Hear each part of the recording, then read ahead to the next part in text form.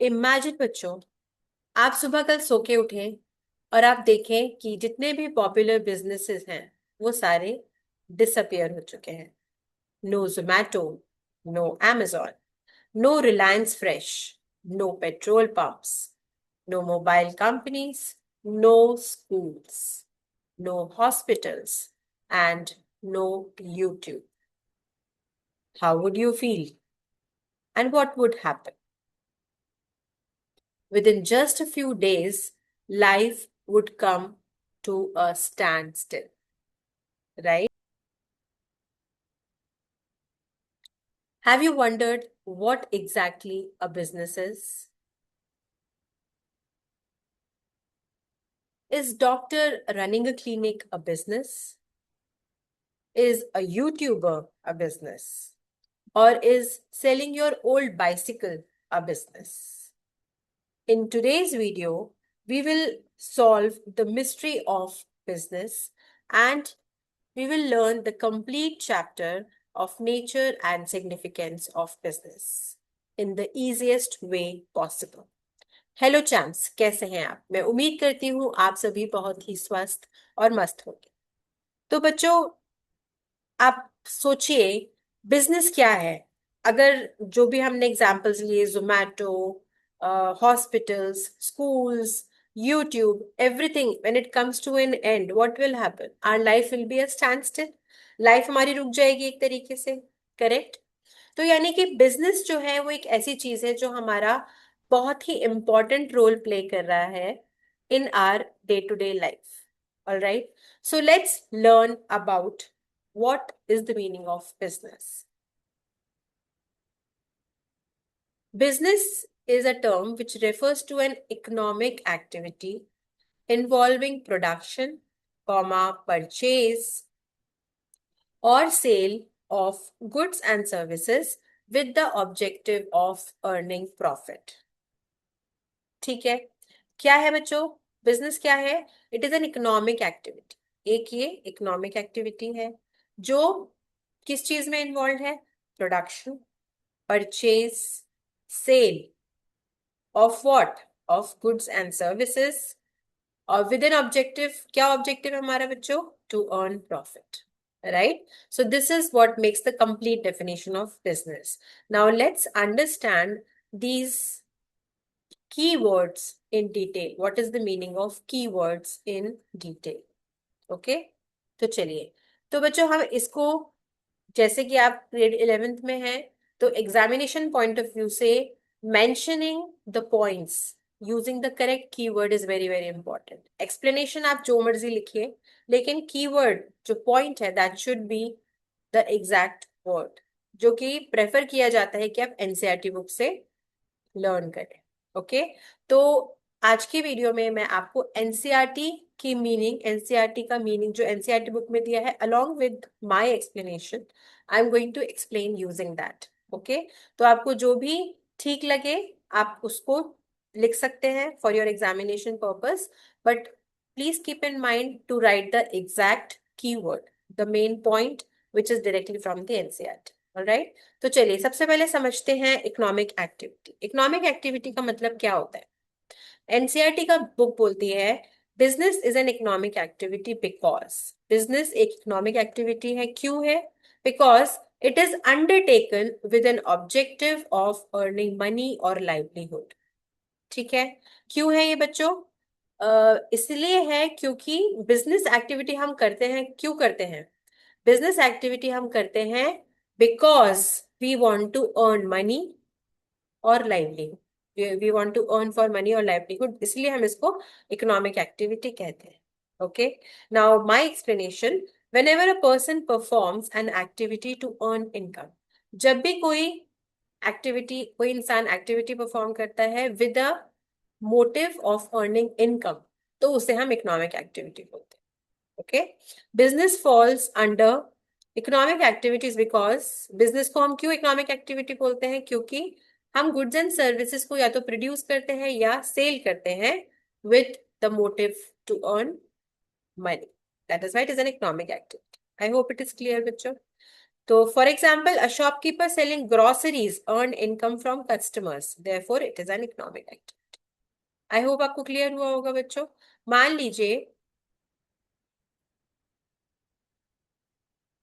ये है चिंकू और ये है चिंकू की mother.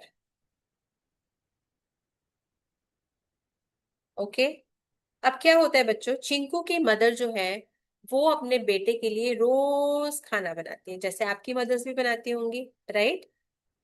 Delicious food she cooks for her son. तो अब क्या है बच्चों, क्या वो डेली ये काम करती है? तो क्या हम बोलेंगे कि ये इकोनॉमिक एक्टिविटी है? अपने बेटे के लिए खाना बना रही है मदर, तो क्या ये इकोनॉमिक एक्टिविटी है? नहीं है बच्चों। क्यों नहीं है? क्योंकि इसके पीछे मनी अर्न करने का मोटिव नहीं है। मदर जो है अपने बच्चे से पैसे नहीं ले रही है खाना बनाने के या खाना खिलाने के, right? So it is not an economic activity. How ever if the same mother cooks food for and sell it as lunch boxes to some office, okay, एक ऑफिस में ये मदर खाना बना के टिफिन बॉक्स भेज रही है, okay, lunch box भेज रही है। तो क्या कर रही है वो? लंच बॉक्स के अगेंस्ट जो एम्प्लॉयज यहाँ पे बैठे हैं लंच बॉक्स इससे खरीद रहे हैं, वो उसको क्या दे रहे हैं? रिटर्न में पैसे दे रहे हैं। तो ये उस केस में economic activity, cooking of food for the office person is an economic activity, क्योंकि उसके अगेंस्ट ये लेडी पैसे चार्ज कर रही है। But cooking food by the same person out of the love and affection for her son is not a economic activity. आया समझ बच्चों? ठीक है, इसलिए हम बिजनेस को economic activity. Next, what is the next characteristic? Next in the definition is production. Okay, production और purchase, purchase को बच्चों प्रोक्योरमेंट भी बोलते हैं। तो नेक्स्ट कैरेक्टरिस्टिक क्या है? प्रोडक्शन और procurement of goods and services. अब गुड्स और सर्विसेज का मीनिंग तो आप बच्चों जानते होंगे। गुड्स का मतलब है जब आप कोई चीज, टैंजिबल चीज खरीद रहे हैं या बेच रहे हैं, उसे हम गुड्स बोलते हैं। और सर्विसेज मतलब जब भी आप अपनी सर्विसेज प्रोवाइड करते हैं। फॉर एग्जांपल, आप ब्यूटी पार्लर जाते हैं, वहां पे आप ब्यूटिशियन की सर्विसेज लेते हैं, वो आपका हेयर कट कर रही है, आपके फेशियल कर रही है, आपका मैनिक्योर पेडिक्योर कर रही है, तो that is a service given by the salon. Similarly, if you go to the hospital, doctors हैं, डॉक्टर्स आपसे फीस चार्ज करते हैं, वो अपनी सर्विसेज प्रोवाइड कर रहे हैं।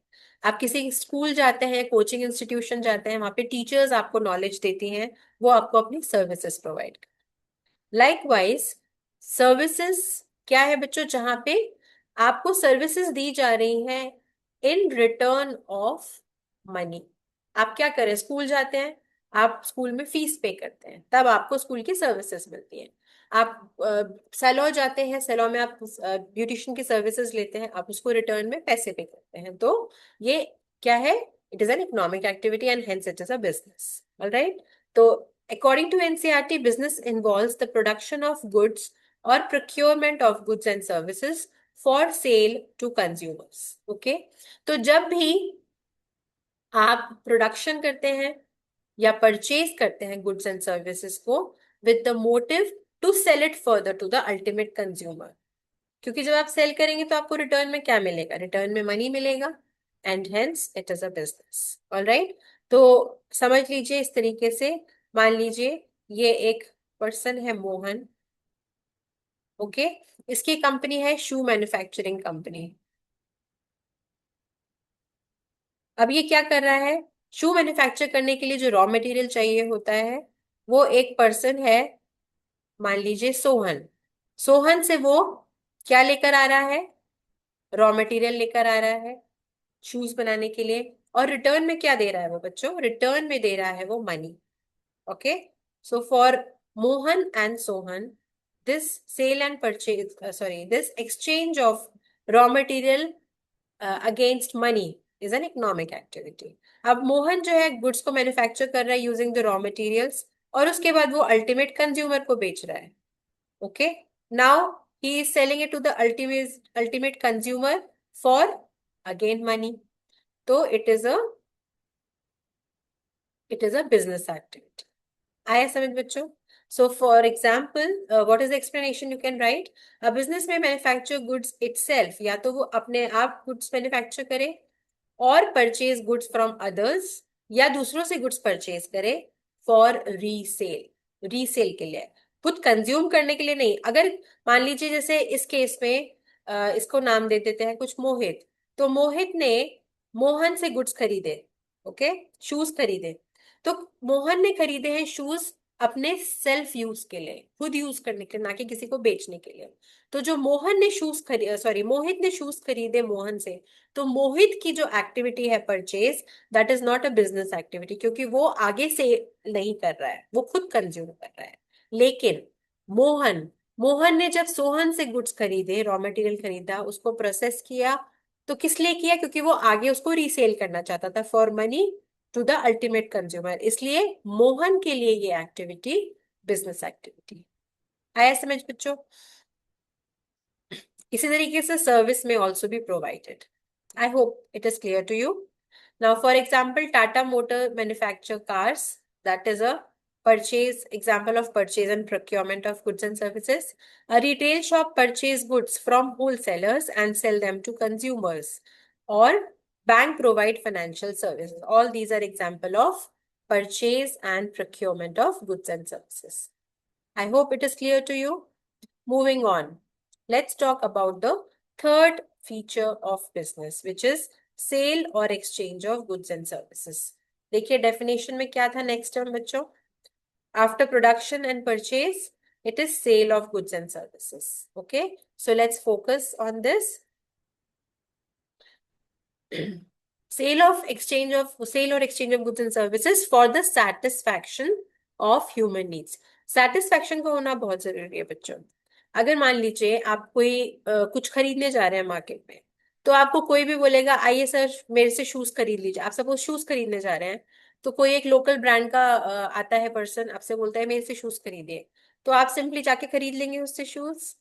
आप खरीदेंगे, शायद खरीद भी लें, पर till the time you are satisfied you will not spend your hard earned money, right? So इसीलिए sale or exchange of goods and services for the satisfaction of human needs. Human satisfaction, human needs की satisfaction is very very important. Okay, so according to NCERT, business involves the sale or exchange of goods and services for value. Here value means what बच्चों? Here value means money. Okay, then explanation, producing goods alone is not enough. जब आप goods produce कर रहे हैं, that is not enough till the time you convert it into cash, till the time you sell it for money, तब तक production का कोई फायदा नहीं, correct? The goods and services must be sold, बेचना आपको जरूरी है, और exchanged to satisfy human wants. What is the meaning of exchange here बच्चों? मान लीजिए आप, अगर आपने बार्टर सिस्टम पढ़ा हो छोटी क्लासेस में, तो बार्टर सिस्टम होता था पहले के टाइम पे जब मनी की इन्वेंशन नहीं हुई थी। तब क्या होता था? मान लीजिए ये एक है फार्मर और ये एक है मर्चेंट, ओके? ये जो मर्चेंट है, मान लीजिए ये कपड़ा बनाता है, it make he makes cloth, and farmer क्या उगाता है बच्चों? क्रॉप्स, ठीक है? तो अब क्या हुआ, फार्मर को कपड़े की जरूरत थी और मर्चेंट को क्रॉप्स खाने की जरूरत थी, अनाज की जरूरत थी। तो क्या हुआ, इन दोनों ने आपस में एक्सचेंज कर लिया। फार्मर ने अपना अनाज मर्चेंट को दिया और मर्चेंट ने कपड़े फार्मर को दिए। तो ये होता है बच्चों exchange. Okay, exchange. And sold का मतलब क्या है कि मान लीजिए इसको सोल्ड के केस में अगर हम समझेंगे, तो फार्मर ने क्रॉप्स बेची मर्चेंट को, और मर्चेंट ने रिटर्न में क्या दिया? मनी दिया। तो this is called sale. I hope it is clear बच्चों। तो third feature which is very important is sale. खाली प्रोडक्शन काफी नहीं है जब तक आप उसको सेल ना करें to satisfy human needs. Okay, for example, a bakery produces cakes and sells them to customers. Bakery में केक बनता है और कस्टमर्स को बेचा जाता है। This is a business activity where you are selling the goods and services. I hope I'm clear, bachcho. Okay. Now here there is one important point which you need to remember is, if goods are produced only for personal consumption, it is not business. Means what? मान लीजिए एक mother है, वो घर में cake bake कर रही है, ओके, बेक कर रही है अपने बच्चों के लिए और अपने हस्बैंड के लिए मे बी। तो क्या है, जब अपने घर के बच्चों के लिए, घर के कंजम्पशन के लिए वो केक बेक कर रही है, it is not a business activity. But if the same lady is baking cake to be sold to the outside people for money, then it is a business activity. I hope I am clear, bachcho. Okay, good. So the next is dealing in goods and services on regular basis. This is very important. Regular basis. मान लीजिए कि एक, अपने आप को ही मान लीजिए कि आप अपनी पुरानी बुक्स को बेच रहे हैं सपोज। ओके, आपने अपनी ओल्ड बुक्स को बेचा टू अ स्क्रैपमैन। स्क्रैपमैन किसे बोलते हैं बच्चों? कबाड़ी वाला। कबाड़ी वाला आपने सुना होगा। कबाड़ी वाले को आप अपनी ओल्ड बुक्स बेचते हैं, जब आप न्यू स्टैंडर्ड में चले जाते हैं तो अपने पुराने पिछले साल की बुक्स, होता है ना, मदर्स बोलते हैं कि बच्चों इसकी जरूरत नहीं है तो चलो इसको रद्दी में भेजते हैं, कबाड़ी वाले को दे देते हैं। और कबाड़ी वाला आपको क्या देता है? रिटर्न में कुछ पैसे देता है, राइट? तो अब आप सोचेंगे पैसा तो इसमें भी मिल रहा है रिटर्न में, हम इसको कबाड़ी वाले को ओल्ड बुक्स दे रहे हैं और कबाड़ी वाला हमें रिटर्न में मनी दे रहा है। तो आप सोचेंगे ये भी तो बिजनेस एक्टिविटी हुई, ये भी तो इकोनॉमिक, क्योंकि पैसा आ गया तो इकोनॉमिक एक्टिविटी हुई, तो बिजनेस एक्टिविटी हुई। नहीं बच्चों, इकोनॉमिक एक्टिविटी के साथ साथ एक और कंडीशन भी होती है, that it should be a done on regular basis. क्या आप कबाड़ी वाले को अपनी पुरानी books day to day basis पे बेचते हैं? नहीं बेचते। आप बेचते हैं may be once or twice in a year, right? So it is not considered as a regular activity. So that's why selling old books to a scrapman is not a business activity, because it is not done on regular basis. I hope I am clear, बच्चों। ठीक है। लेकिन on the same hand, I mean, अगर आप सोचे कि आपकी mother तो खाना आपके लिए डेली बना रही है, okay, your mother कुक्स food for you daily, तो अब ये तो रेगुलर एक्टिविटी है। लेकिन बच्चों इसमें दूसरी चीज सेटिस्फाई नहीं हो रही है, which is she is not making food on daily basis for money, right? उसके पीछे पैसे का लालच नहीं है। That's why it is again not a business activity. I hope I am clear.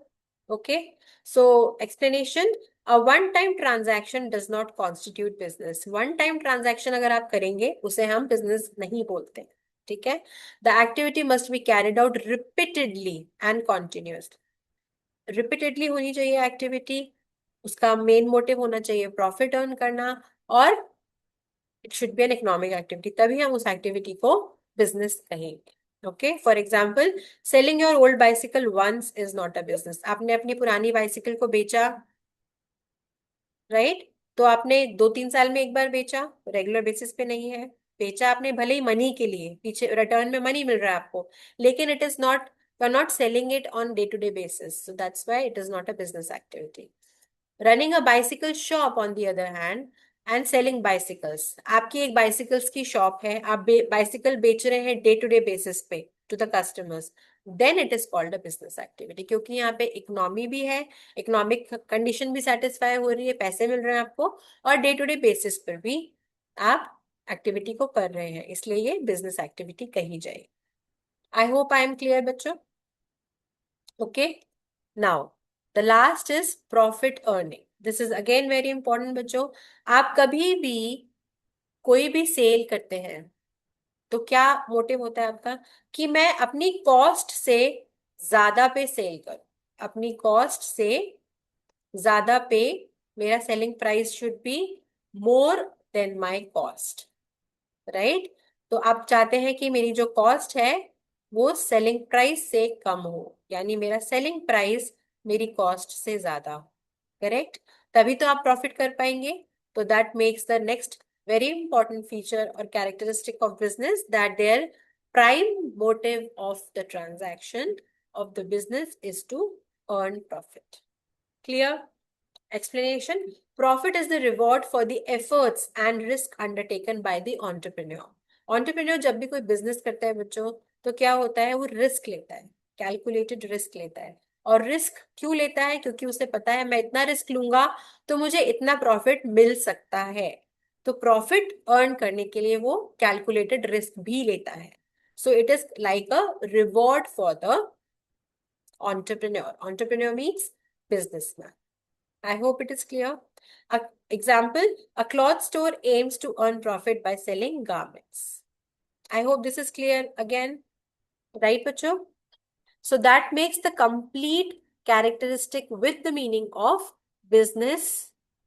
Okay. So I hope this is clear to you. So what we have covered here, that business is an economic activity producing or purchase involving production and purchase or sale of goods and services with the objective of earning profit. Clear? चलिए अब video को pause करके बच्चों एक बार फिर से run through कर लीजिए अभी तक जो हमने पढ़ा है, then we will move forward.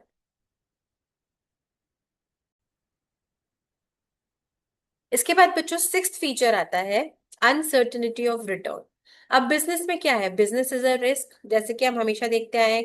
कभी भी कोई बिजनेस करता है, बिजनेस में अप्स एंड डाउन भी बहुत होते हैं to a great extent, right? Why? Because there is uncertainty. जरूरी नहीं है कि आप कोई बिजनेस खोलें तो वो हिट हो जाए, हमेशा ही हिट रहे, या फ्लॉप हो जाए, हमेशा ही फ्लॉप रहे, ऐसा नहीं है जरूरी बच्चों। तो आपके किसी भी बिजनेस एक्टिविटी में अप्स एंड डाउन्स आते हैं, right? And that's why it is called there is uncertainty of return. Return means businessman का रिटर्न क्या है, एक एंटरप्रेन्योर का रिटर्न क्या है? प्रॉफिट। तो जरूरी नहीं है कि प्रॉफिट हो ही हो या लॉस हो ही हो, प्रॉफिट भी हो सकता है, लॉस भी हो सकता है। इसलिए हम बोलते हैं कि देयर इज अनसर्टेनिटी, इसकी कोई गारंटी नहीं है प्रॉफिट की। यानी प्रॉफिट रिटर्न मतलब बच्चों प्रॉफिट, इसकी कोई गारंटी नहीं है। Okay, now according to NCERT there is always uncertainty regarding the amount of profit that a business में earn. You never know, business बहुत ज्यादा प्रॉफिट भी अर्न कर सकता है, बहुत कम प्रॉफिट भी अर्न कर सकता है, और जीरो प्रॉफिट भी अर्न कर सकता है, लॉस भी अर्न हो सकता है उसको, और बहुत ज्यादा लॉस भी हो सकता है, correct? That is why it is said that there is uncertainty of return. Now, explanation. No businessman can predict. Predict means forecast. कोई बिजनेसमैन ये फोरकास्ट नहीं कर सकता exactly how much profit will be earn, कि वो कितना profit actually earn करेगा, because future condition keeps changing. क्योंकि फ्यूचर में नहीं पता बच्चों क्या हो, मार्केट की क्या सिचुएशन हो, इकोनॉमी की क्या सिचुएशन हो, राइट? और आजकल तो लाइफ इतनी अनप्रिडिक्टेबल है, कभी भी कहीं भी किसी भी दो कंट्री में वॉर हो जाती है, और वॉर के चलते ज्यादातर कंट्रीज की इकोनॉमी अफेक्ट होती है, राइट? तो वी नेवर नो कि हमारा रिटर्न कितना होगा, क्या होगा। Nobody, no businessman knows that, so that is why it is called there is uncertainty of return. For example, a shopkeeper may expect profit of 50,000 but actual profit may be higher और lower. हो सकता है कि एक businessman expect करे कि हाँ इस बार मेरा प्रॉफिट 50,000 का होगा इस मंथ में, पर हो सकता है उस मंथ में उसको प्रॉफिट हो ही ना, लॉस हो, या 50,000 से कई ज्यादा प्रॉफिट हो जाए, कुछ भी हो सकता है। There is uncertainty. Alright, and then here we come to an end of the last characteristic of business, which is element of risk. Now, as I told you that every business carries a risk with itself. Okay, her business, जो भी businessman है वो business start करता है, उसके पीछे एक risk factor होता ही होता है। और जो बिजनेसमैन है फिर भी अगर वो बिजनेस स्टार्ट करता है, that means he should have taken a calculated risk. Okay, तो according to NCERT risk is an essential characteristic. Risk एक बहुत इंपॉर्टेंट कैरेक्टरिस्टिक है बिजनेस का, ठीक है? For example, explanation, business activities involve possibility of losses due to various uncertainties. Uncertainties means that you don't know what will happen in the future. The future is uncertain, कोई नहीं जानता है, तो उसकी वजह से हो सकता है कि आपको लॉस भी हो जाए। Okay, so that's why it is called that element of risk is always there. For example, and what are the causes of risk? हो सकता है डिमांड चेंज हो जाए किसी रीजन के चलते, हो सकता है कोई नेचुरल कैलामिटी आ जाए, हो सकता है कंपटीशन बड़ा टफ हो, जिस प्रोडक्ट को आप बना रहे हैं उस प्रोडक्ट से रिलेटेड बहुत सारे कॉम्पिटिटर्स आपके मार्केट में बैठे हैं, जो हो सकता है आपसे बेटर प्रोडक्ट लेके आ रहे हो, या हो सकता है उनकी बेटर मार्केटिंग स्ट्रेटेजी हो, या कुछ भी पॉसिबिलिटी हो सकती है। ओके, या हो सकता है गवर्नमेंट कुछ पॉलिसीज चेंज कर दे जिसकी वजह से आपकी सेल अफेक्टेड हो जाए, तो भी आपकी रिस्क फैक्टर बना रहता है। And then technological changes, technology जैसे आपको पता है आए दिन टेक्नोलॉजी बदल रही है, बेटर हो रही है, तो उन टेक्नोलॉजिकल चेंजेस के चलते हो सकता है आपका प्रोडक्ट जल्दी आउटडेटेड हो जाए। तो अगेन, आपका प्रोडक्ट आउटडेट एक बार हो गया तो कौन खरीदेगा आपका प्रोडक्ट? कोई भी नहीं खरीदेगा। That means risk is there equally, correct? So these are the causes of risk. Now, example, a mobile shop may suffer losses if a new model makes its existing stock outdated. जैसे कि मैंने कहा, मान लीजिए एक businessman है, इसकी है मोबाइल फोन की शॉप, ओके। इसने जितने भी मोबाइल्स रखे हुए हैं अपनी शॉप के अंदर, मान लीजिए वो आउटडेटेड हो चुके हैं, तो कोई भी आएगा इसकी दुकान पर मोबाइल खरीदने? नहीं आएगा। Rather the customer would prefer to go to some other shop which is giving the new और latest technology phones, right? So element of risk is there. I hope आपको क्लियर हुआ है बच्चों।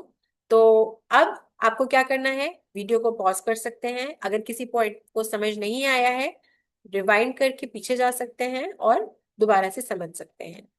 तो I would suggest you now to take a break from here and write your own notes for all the 7 characteristics of business.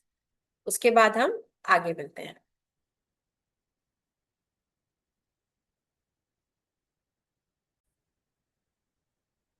अब बच्चों बात करते हैं 3 मोस्ट कंफ्यूजिंग टर्म्स की, जो कि है business, profession and employment.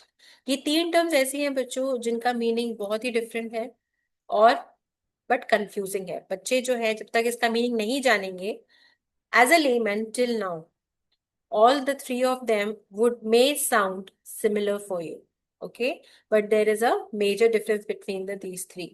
Now first is business. Business हमने समझ ही लिया बच्चों, business क्या है? business एक वो एक्टिविटी है जिसमें it is an economic activity, जिसमें या तो हम गुड्स प्रोड्यूस करते हैं या परचेज करते हैं, किस लिए?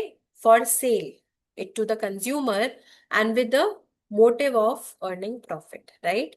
तो ये है बिजनेस। अब बात करते हैं प्रोफेशन की। प्रोफेशन क्या है बच्चों? प्रोफेशन होता है एक ऐसा एक ऐसी क्वालिफिकेशन जहां पे आपको पढ़ना पड़ता है through a proper defined studies आपको करनी होती है। जैसे for example, to become a doctor आपको एमबीबीएस करना होता है, टू बिकम अ लॉयर आपको एलएलबी करनी होती है, to to become a teacher आपको बीएड करना होता है, to let's suppose to become, आप कोई भी एग्जाम्पल ले सकते हैं, to become a chartered accountant, an accountant you have to do CA course, right? So likewise, there are many multiple professions. Okay, so that is a profession. और employment क्या है? employment बेटा उनको कहते हैं जब आप किसी कंपनी के या किसी ऑफिस में जाके जॉब करते हैं, किसी के अंडर जॉब करते हैं और आपको सैलरी दी जाती है, उसे बोलते हैं एम्प्लॉयमेंट। आया समझ बच्चों? तो चलिए इसको थोड़ा हम डिटेल में इसके बारे में समझते हैं। देखिए, so these are the 3 characters. सबसे पहला कैरेक्टर है राहुल, ठीक है? राहुल ने एक बेकरी ओपन करी, तो क्या है ये बच्चों? ओपन्स अ बेकरी। ये किसी के अंडर काम नहीं कर रहा है, इसने अपना इन्वेस्टमेंट, अपने पैसे लगा के एक बेकरी शॉप खोली, तो he is a businessman, he is running a business, ठीक है? इसके बाद करते हैं बात doctor Meera.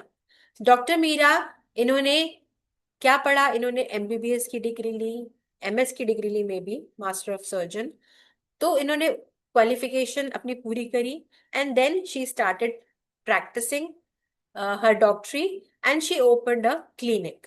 So she is has opened a clinic. So she is a professional. So she is into profession. ठीक है? इसके बाद करते हैं बात अमन की। मिस्टर अमन, अमन जो है he works in a bank and receive salary. ये बैंक में काम करते हैं और इनको सैलरी दी जाती है, तो ही इज एन एम्प्लॉय, ठीक है? आया समझ बच्चों? ठीक है। अब आप जरा सोचिए, जब राहुल ने अपना बिजनेस खोला तो किस मोटिव से खोला? उसने ये सोच के खोला कि मैं बेक करूंगा, अपने टेस्टी कन्फेक्शनरी आइटम कस्टमर्स को बेचूंगा और मैं प्रॉफिट कमाऊं, राइट। तो his main motive here was to earn profit. Clear. इसके बाद जब मीरा ने अपनी डिग्री पूरी करी, एमबीबीएस की डिग्री पूरी करी, मास्टर्स करी, उसके बाद वो प्रैक्टिस में आई, उन्होंने अपना क्लिनिक खोला। तो उनका मेन मकसद क्या था कि मैं लोगों को सर्व करूं। She is into service, she is not selling anything tangible, she is serving the patients, right. तो उनका था कि मैं आई एम अ प्रोफेशनल। तो जब उनके उनके पास कोई पेशेंट आता था तो वो पेशेंट से क्या लेती थी रिटर्न में? She use to charge fees. Okay. जब भी आप डॉक्टर के पास जाते हैं तो आपको कंसल्टेशन फीस डॉक्टर चार्ज करते हैं आपसे। सो that is the return for the profession. Okay. Now बात करते हैं अमन की। अमन जो है एक बैंक में काम करते हैं और उनको मंथली सैलरी दी जाती है। तो इनका रिटर्न क्या हुआ? इनका रिटर्न हुआ सैलरी। ओके। तो फिर क्या हमने देखा बच्चों? बिजनेसमैन, या और बिजनेसमैन को हम क्या बोलते हैं बच्चों? और एंटरप्रेन्योर भी बोलते हैं। तो एंटरप्रेन्योर का एक जो रिटर्न होता है दैट इज प्रॉफिट, रिवॉर्ड बोल सकते हैं आप। एक प्रोफेशनल का रिटर्न होता है फीस, और एक एम्प्लॉय का रिटर्न होता है salary. I hope this is clear. Okay. Now let's have a quick look at the difference between the three main terms: business versus profession versus employment. तो qualification wise, business के लिए आपको बच्चों कोई qualification नहीं चाहिए। Anybody can open a business. आपको बस जो चीज चाहिए वो होनी चाहिए आपकी skills. If you are skilled enough, if you have experience of something and you are confident in it, then anybody can open a business. So there is no compulsory qualification to become a businessman. Whereas to become a professional, you need to have a qualified degree. It is required, very much required. जैसे मैंने आपको example दिया doctor बनने के लिए, MBBS is the basic degree that one should have. To become a chartered accountant, the basic degree is a CA degree, chartered accountant of which you get from ICAI, Institute of Chartered Accountants of India. And then for to become an employee, it depends. It depends on which type of office you are into and what role you have to play in the organisation.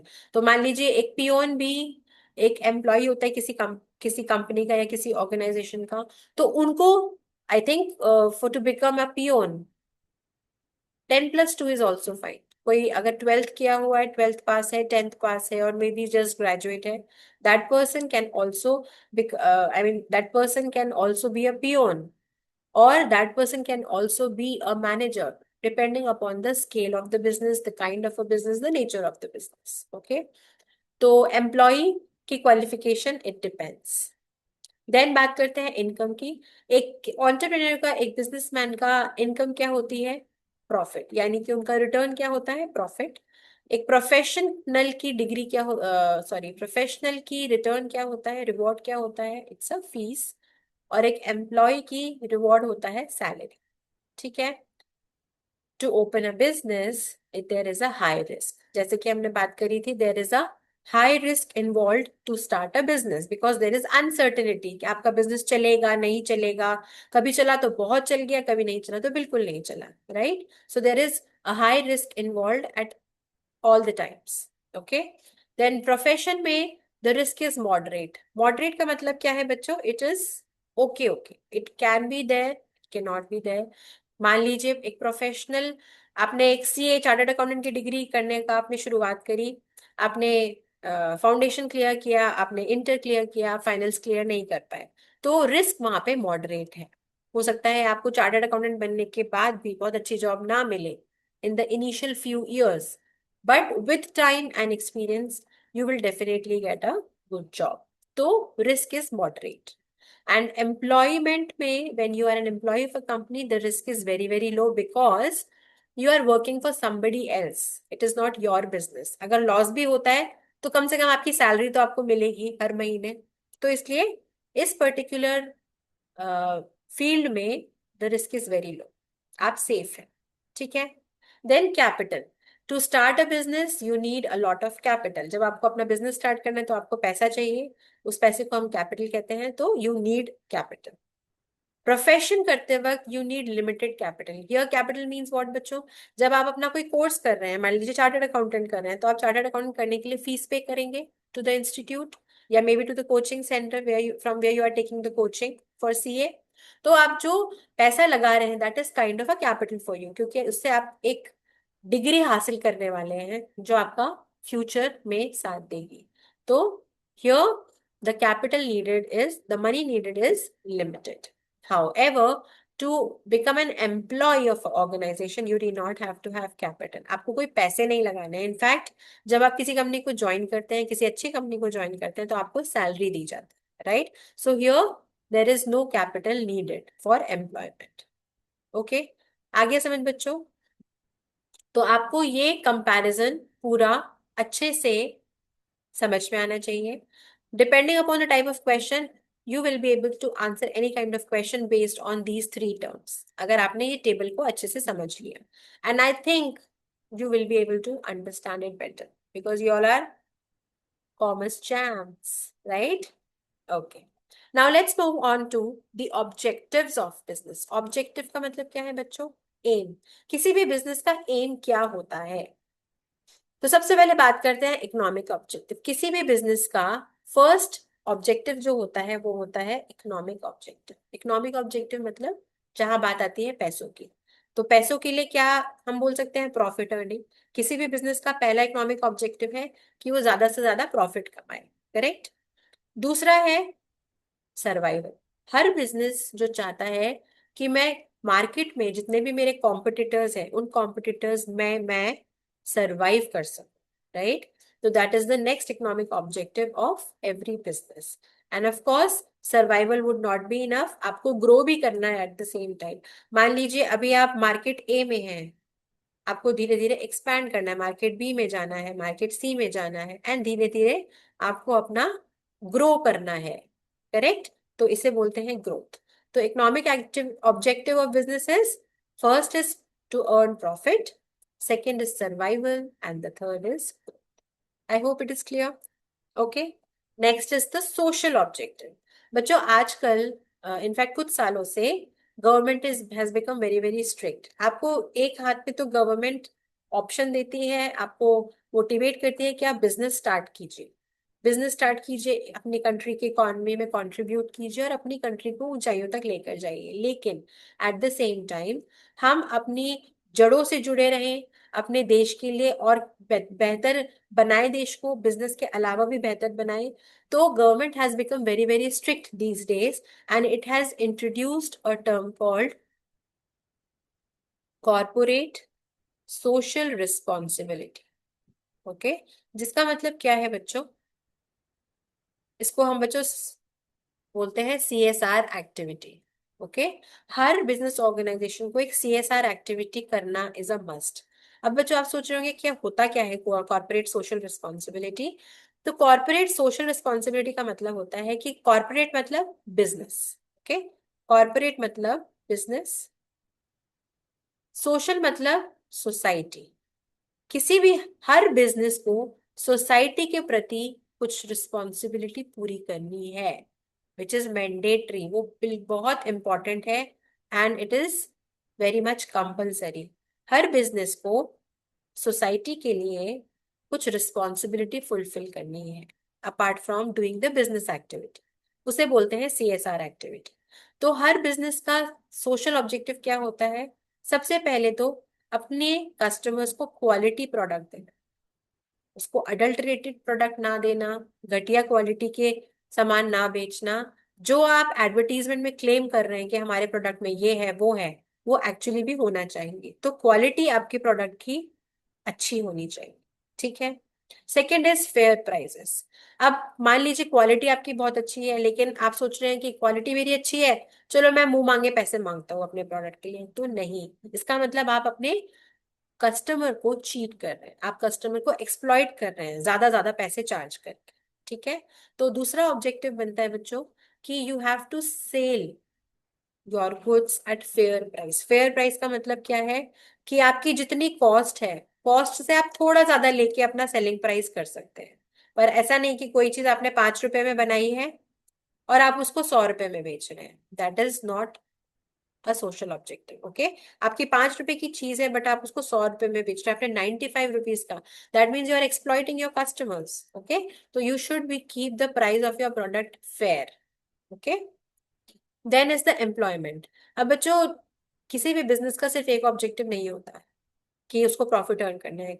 Social objective का मतलब है कि अगर कोई business exist कर रहा है किसी पर्टिकुलर एरिया में, तो उस बिजनेस को एम्प्लॉयमेंट अपॉर्चुनिटीज भी देनी पड़ेंगी उसके आसपास के लोगों को। ठीक है, that is what employment is. कोई भी बिजनेस जो है बच्चों, बिजनेसमैन सारा काम खुद तो नहीं कर सकता, unless and until it is a very small scale business, sole proprietor types, जहाँ पे एक ही वन मैन आर्मी होती है, एक ही आदमी सारे काम करता है।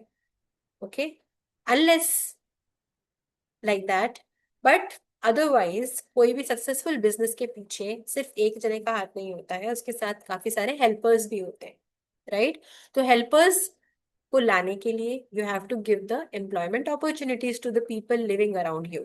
Right, so that is the social objective. क्या है social objective? Towards society, and that is quality product लोगों को बेचना, फेयर प्राइस पे बेचना, और एम्प्लॉयमेंट अपॉर्चुनिटीज को create. I hope this is clear to you.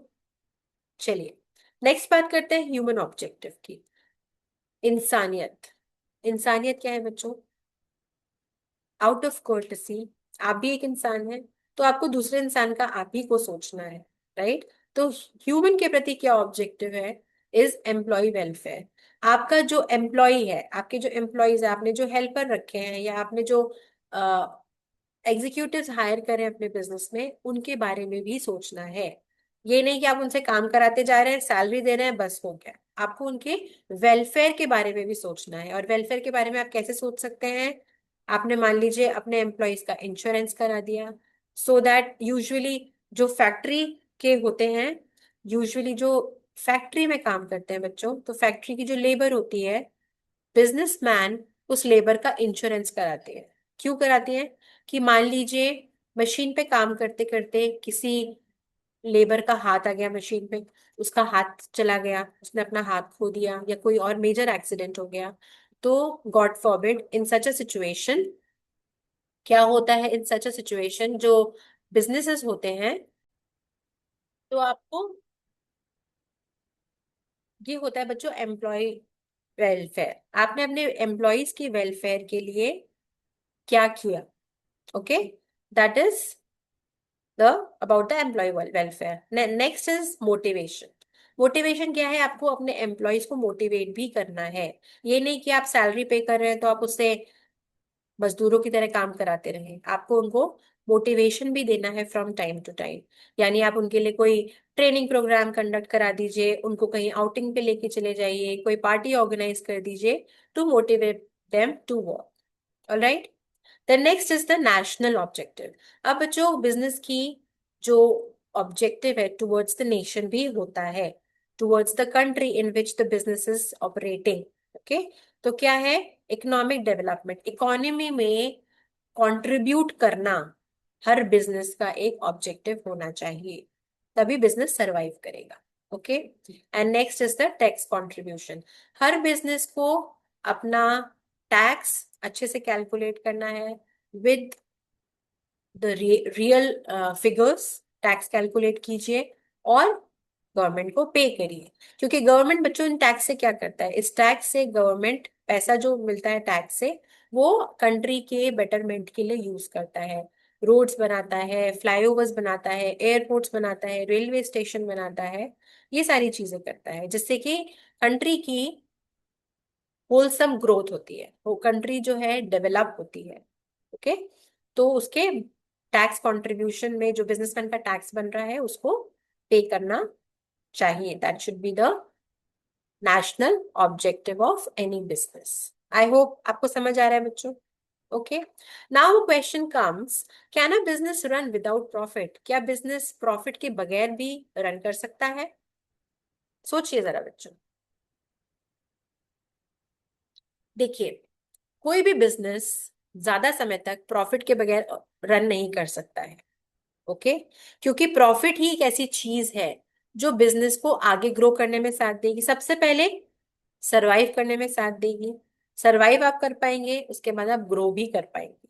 तो बिना प्रॉफिट के तो वो हो नहीं सकता, right. However there are few kind of businesses जहाँ पे, जैसे कि आप अभी आगे जाके पढ़ेंगे, NPO, not for profit organisation.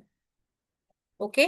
तो ये कौन सी ऑर्गेनाइजेशन होती है बच्चों, जिनका प्रॉफिट मोटिव नहीं होता है। ये जो है ऑर्गेनाइजेशंस काम करती हैं लोगों के वेलफेयर के लिए, अपने सोसाइटी के लोगों के वेलफेयर के लिए काम करती है। इनका मोटिव प्रॉफिट अर्न करना नहीं होता है, लेकिन फिर भी ये कुछ सरप्लस अमाउंट अर्न करते हैं।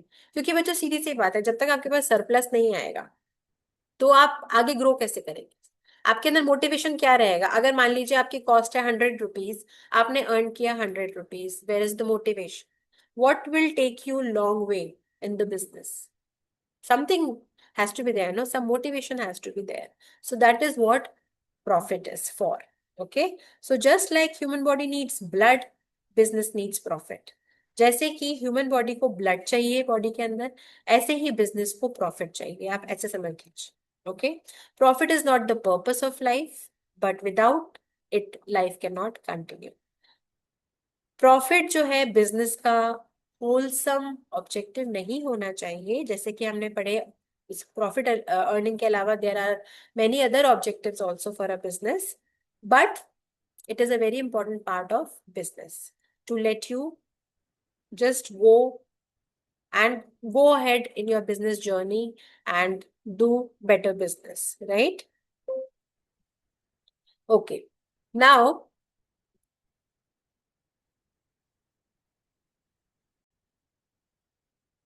अब बात करते हैं बच्चों सिग्निफिकेंस ऑफ बिजनेस। बिजनेस की इंपॉर्टेंस क्या है, बिजनेस क्यों इंपॉर्टेंट है। Okay, significance.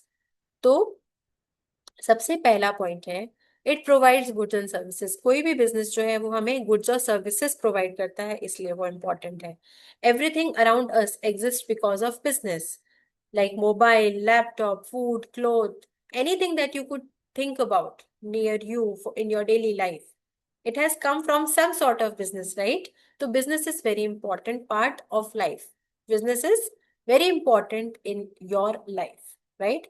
Then it creates employment opportunities. आप सोचिए, आपके घर में जितने भी लोग जॉब कर रहे हैं वो किसी ना किसी बिजनेस के लिए जॉब कर रहे हैं। तो अगर वो बिजनेस ही एग्जिस्ट ना करते तो क्या आपके रिलेटिव्स को, आपके फ्रेंड्स को, आपके पेरेंट्स को जॉब मिलती?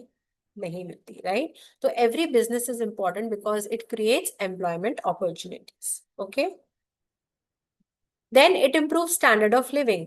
अब मान लीजिए जितने भी लोग जॉब कर रहे हैं वो सैलरी अर्न कर रहे हैं, and depending upon their salary they have their own standard of living, right. कोई बहुत अच्छी सैलरी अर्न कर रहा है, उसकी बहुत अच्छी स्टैंडर्ड ऑफ लिविंग है।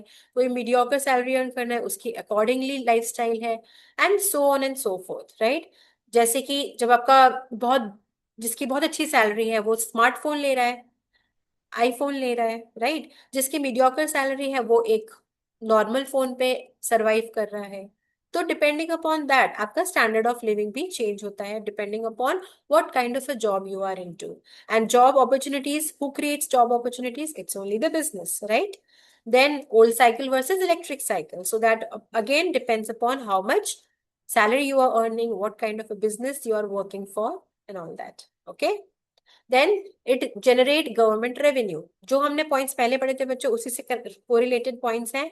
तो हर बिजनेस जो है अपना टैक्स टाइम पे देता है, तो क्या होता है, जीएसटी के रूप में दे रहा है, इनकम टैक्स दे रहा है, कॉर्पोरेट टैक्स दे रहा है गवर्नमेंट को। तो गवर्नमेंट के पास जो टैक्स जा रहा है उसी से गवर्नमेंट कंट्री की डेवलपमेंट में काम कर रही है, correct. So it helps in generating government revenue. Then it supports economic development. कोई भी बिजनेस, हर एक बिजनेस जो कंट्री में चल रहा है, रन कर रहा है, हर एक बिजनेस कंट्रीब्यूट कर रहा है towards the economic development of that particular country. Okay, चाहे वो रोड्स हो, फैक्ट्रीज हो, infrastructure, technology, everything is related to business. Okay,